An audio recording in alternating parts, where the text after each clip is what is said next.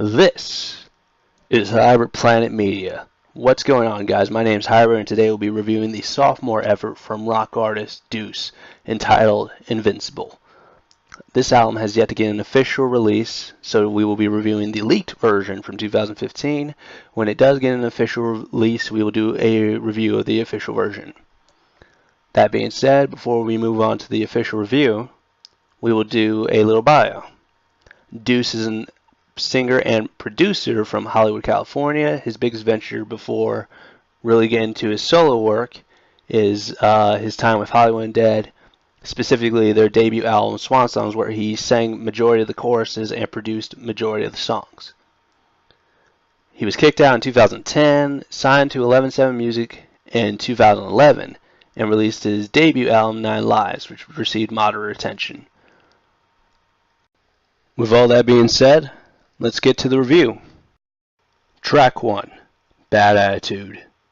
So, this opener is alright, nothing really too special. That doesn't mean it's at all bad. I mean, I can generally understand why this was chosen to be the beginning track.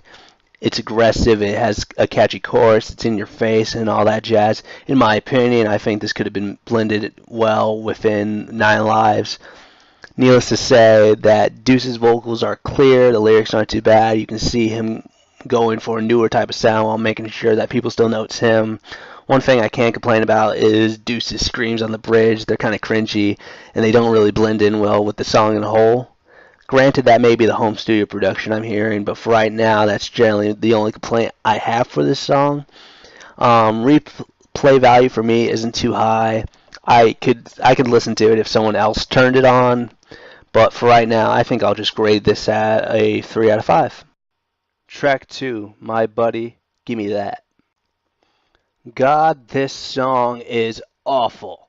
There is nothing I really like about this except for the pre-chorus. The instrumentals are terrible. Deuce's rapping sounds really forced and the lyrics are trash. The chorus is forgettable and the instrumentals aren't anything special. Another thing that can be said is that, again, Deuce does unnecessary screaming. It doesn't really fit with the track and it sounds horrible to boot. This is without a doubt the worst song on the album and the worst song that Deuce has probably ever written to date. And that's coming from a guy who really hates that song Graveyard off of 9 Lives. So, with that being said, I don't want to hear this song ever.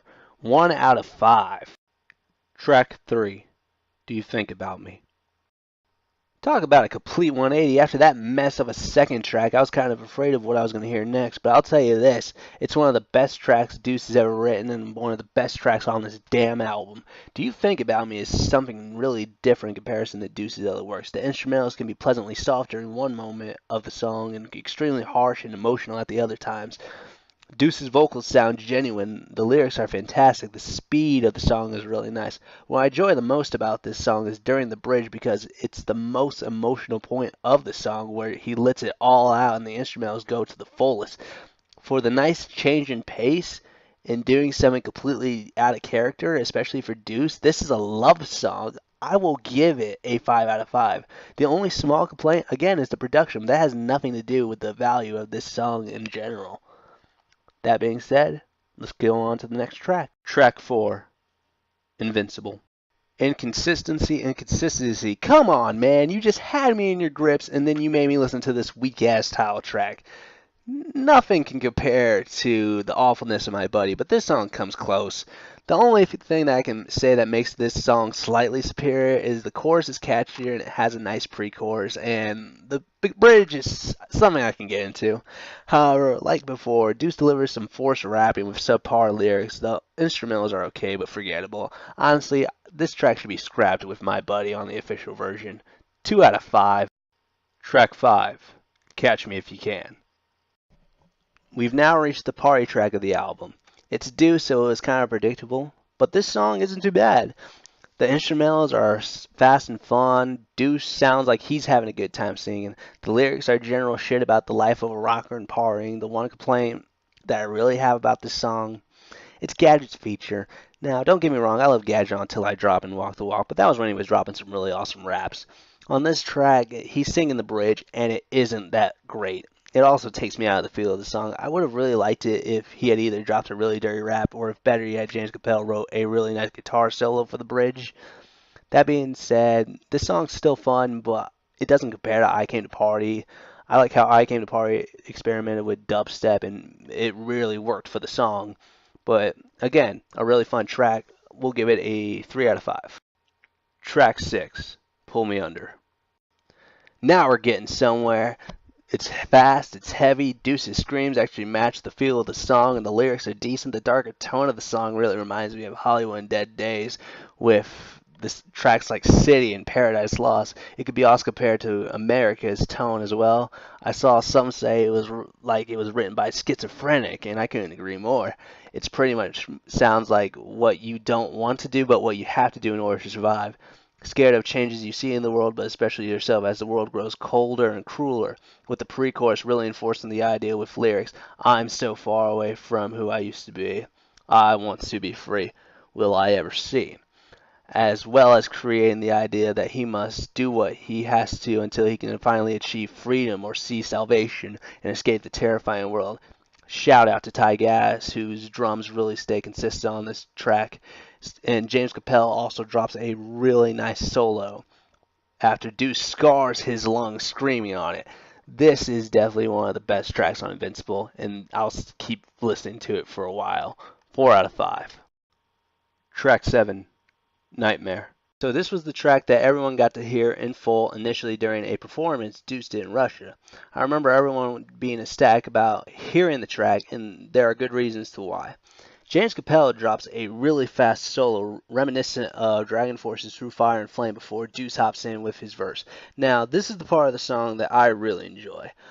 Right before the song enters its pre-chorus, the guitars speed up and Deuce drops a really quick rap to match it. Very different from his usual style on both verses.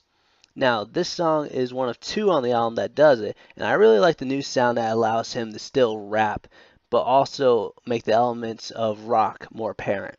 His vocals sound excellent on the bridge and after the final chorus as he screams, "See you in fucking hell," ending the song. 4.5 out of 5.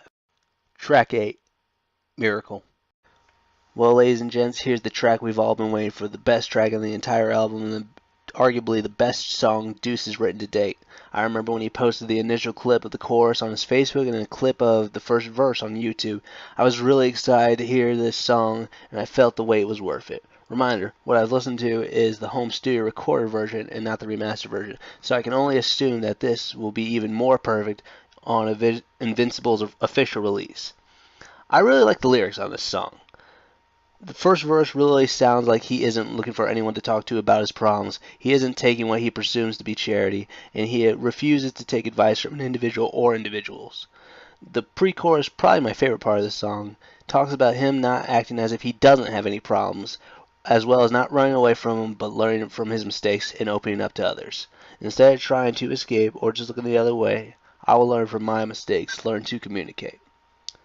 The second verse goes into a look in the mirror your self-defense. Deuce acknowledging his problems as well as telling others to look at themselves before casting judgment.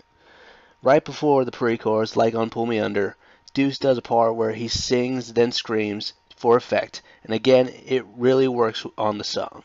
When he sings, you can tell he means it as well as when he screams. The bridge has a good breakdown as the instrumentals back Deuce's screams perfectly and propel him into the final verse and final chorus. James Capel and Ty Gass really shine on this track as well. Capel giving a good intro guitar work as well as a good solo ending the song. Gass going fast and hard, having to change up the style during Deuce's dialogue with himself before the pre-chorus, and again change up as they enter the chorus. This has taken my favorite spot as my favorite Deuce song. 5 out of 5. Track 9, Look at Me Now. How can we follow up the most perfect song on the album? Well, with the most catchiest. Deuce sounded like he had fun recording this, and I meant every word he sang. The lyrics are generally good. My nitpicky thing about them is it's kind of cringy when I hear him say, "Till I came back and stole the ball." It just feels like that part of the second verse could have been written better, but it's a small complaint. I like the pre-chorus with him singing about knowing someone is watching him and that he's going to make them proud no matter what. Now, what makes this the most catchiest song is the chorus. Miracle has a great chorus, and after all I just said about it, you should know I mean it, but this chorus is the catchiest on the album without a doubt. He sings about how far he's come and how less up his own ass he is. My interpretation, of course. The bridge lacks something to be desired, but overall, the majority of the song is pretty good. Coppell shines again with the great intro guitar work. 4 out of 5. Track 10. It's alright. It's okay. I really enjoy this song. It's pretty different to me in terms of anything on the rest of the album and Nine Lives instrumentally, as it goes for a more hard rock type of sound. The lyrics aren't anything particularly special, but they aren't bad enough to ruin any of the fun this track provides. The chorus is catchy, not as catchy as Look at Me Now, but it's catchy. The pre-chorus is one of the weakest on the album, but I think it's pretty appropriate for the song. Now, the standout is the bridge, because both Deuce and Coppell shine on it. Deuce drops the best screams of the album on it, and Coppell drops the best guitar solo. The reason why I said it had more of a hard rock feel was especially because of this solo. It just shows how fantastic of a guitar player Coppell is. 4 out of 5. Track 11. Famous. I can see what Deuce was going for on this track. I don't think it translates so well once it was recorded. It has those typical themes of any artist from California who sings about wanting to become famous and rich and how it isn't as simple as they want it to be. Even he's had to work hard for his fame and how he still gets criticized. He explains how he's also not a fan of people who attempt to get fame off entirely someone else's gimmick. The biggest line being, all these wannabe Slim Shadys sound like just drive me crazy. Now, Gadget is on this track as well, and unlike his performance on Catch Me If You Can, I think was a good decision to have on this track. I like when entering his verse, you hear a hollow scream from Deuce, and the instrumentals become heavier, creating a hard, slow beat for him to rap on. Some lyrics fit, some don't, and I also wish his verse was a bit faster. Generally, it's a cliche rap with his dirty and gory twist, but enjoyable enough for the song. After the final chorus, I also enjoy Coppell's outro guitar work on this track. 3 out of 5. Track 12. Bleed. I think Deuce wanted one more banger, and I think he wanted to make it as heavy as he could. This track is honestly where Ty Gaddis shines the most. Yeah, Coppell has some nice riffs here, but the fast, heavy drumming from Gaddis during the beginning, choruses, and the breakdown of the song stand out to me the most. It's a rebellion type song, good for the teens going through that moment, I guess. The pre-chorus is pretty decent with some good lyrics, like Pull Me Under and Miracle. The track has that screaming clean dialogue before the pre-chorus. Nothing from Deuce vocally sounds too forced at all, but the greatest thing about this entire song is obviously the breakdown I just mentioned earlier. As the second chorus comes to an end, Deuce breaks out screaming, and the instrumentals go faster and harder, as stated before. Ty Gaddis' drumming on this track is incredible. It's safe to say Deuce went out on a high note with this track. 4.5 out of 5. Final track. Thank You. So now we get to the softest track on this album, and probably the softest track that Deuce has written to date, not counting anything he even did before Hollywood and Dead. A keyboard is played as Deuce sings what I can only assume is a thank you to fans. My belief when it comes to an album like this is that you usually go out on a heavy note, but this track isn't bad. I think it's actually satisfying, and I've had a good deal with Bleed. Deuce isn't phoning anything in with this, and I think it's a far superior closer than Now You See My Life from the ending of his Nine Lives album. The lyrics off the bridge seem to be the most potent to me. In the end, we'll pretend we'll do it all over again. Between life and death, hold your breath, remember times we were our best. Go ahead, tell them how we're not stopping, and got no time for rest. Showing that even if this album is over, there's still more to come and more to talk about. Even if this is the end of this chapter, there will still be something to come later. I also like that this gives a general feel of him giving the middle finger to any of the obstacles in his way, and even after he was held back, he can still remember the good times and break through them. With all that said, 4 out of 5. Final thoughts. Invincible entirely gets a 4 out of 5. I find it to be a superior album when compared to Nine Lives. It feels as if Deuce is finally trying to break away from the swan song sound and escape his comfort zone. Granted, there are still some tracks that I would like to see cut from the official version whenever that will be released.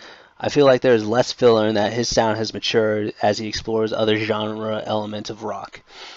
I think he gave it his all and dished out a really good sophomore album. I hope that he finally gets his official release and that the next album will be just as good and won't take so long to hear and appreciate. Hey guys, let me know your opinions of the album, myself, and anything else you want to talk about in the comments. See you there.